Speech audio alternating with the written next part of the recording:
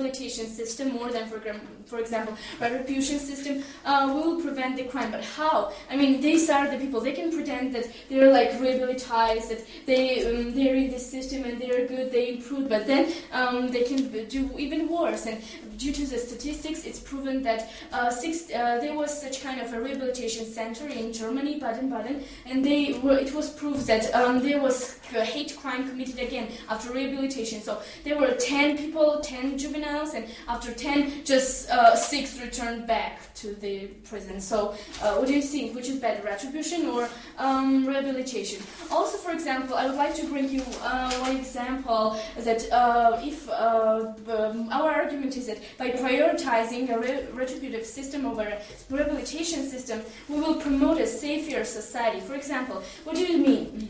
If, for example, a juvenile is in the rehabilitation center, for example, for 3 months, do you think that he will really improve? We don't really see. We're not sure because we haven't. I don't know. It doesn't really work. But if the person is punished, if the person is retributed, we think that he will avoid, and he will think that this is really bad, and I won't do this again. For example, I will bring a very simple example, but anyway.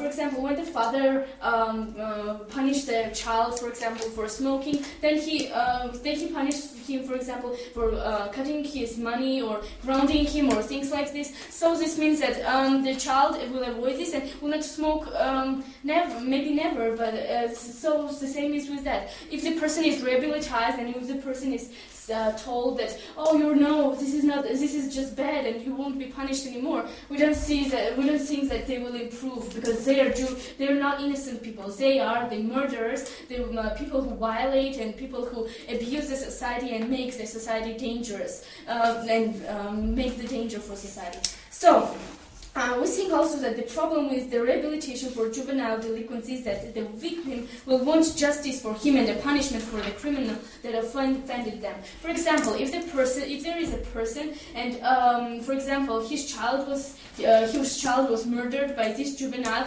what do you think? Does this person want the juvenile to be rehabilitized and to analyze what he has done, or does he want? What do you think? What is better? Or he wants him to be judged by the justice and by the Supreme Court? I think that this is not a good idea, because everybody should be judged and not rehabilitized, and so we can understand that due to the statistics, there are 6 people returned back by the hate crime. So also, this third argument of ours is that there is a major problem with the implementation of a rehabilitation system, because the judgment of the people that work there can never be trusted. We cannot afford to be based on the judgment of a policeman, parole officer, or even on the judgment of a psychologist on the restoration of the criminal. Proofs show that in many cases, the staff members make unprofessional decisions based on race. It can be unfair or even incorrect. We can afford to put a person who was killed, an innocent citizen, back to the society, because the chances of him striking back will be immense, which again will lead to an unsafe society. Also, they said that it's much more cheaper to have a society. It's much more cheaper to have the rehabilitation system than the retribution system. But what about the employments? I mean, the teachers, the psychologists, all the facilities. We don't really understand. What about these kind of things? Is it cheaper?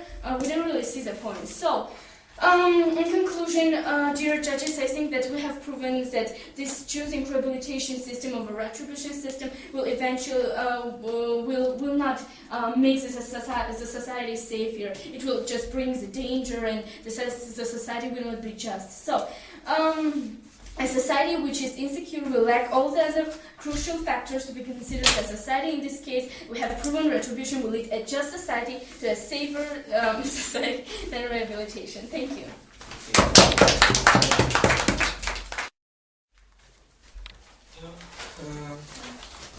Do you have any statistic that proves that recidivism will grow after rehabilitation? Frankly speaking, yes, we do have. And Can you give an example? Yes, we can give you an example that, for example, in France there was proven that recidivism was grown. The French scientists will prove that the recidivism rate was grown after the rehabilitation system. And I also said that in Spain, in Germany, in Baden-Baden, there was a rehabilitation center, and after, for example, from 10, 6 returned back. Yes, but do you have a statistic that was not made only on one center of rehabilitation, that was made global? Yeah, globally, yes, we did have the statistics, and it's like it is said that 64% of people commit the hate crimes again after rehabilitation system because they do not really realize what they just seem to be that they are improved, but they're not punished, and they're like not really realize. Who did this statistic?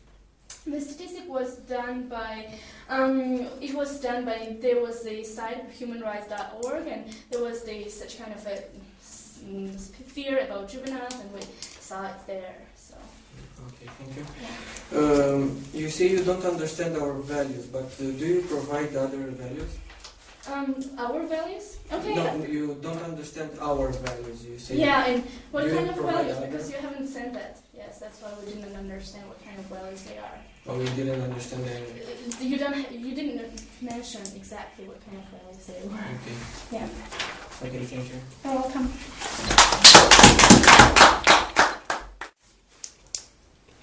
Ready?